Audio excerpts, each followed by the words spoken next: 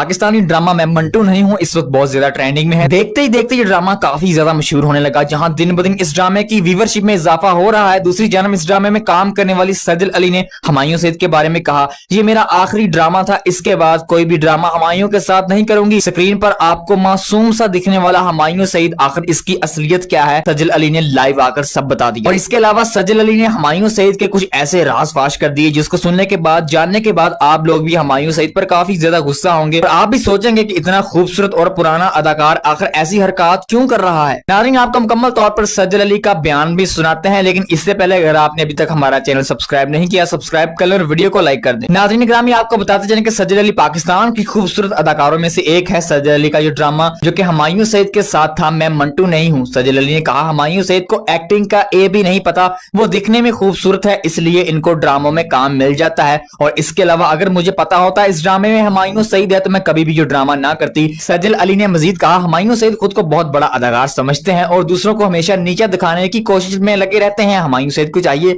कि हम सबकी इज्जत करें। माना कि वो हमसे सीनियर हैं, लेकिन इसका मतलब ये नहीं कि हमारे साथ नाखुशगवार बर्ताव करेंगे। दोस्तों, आपको हुमायूं सईद कैसे लगते हैं? आपका फेवरेट ड्रामा कौन सा है? आपने कमेंट में नाम लाजमी लिखना है।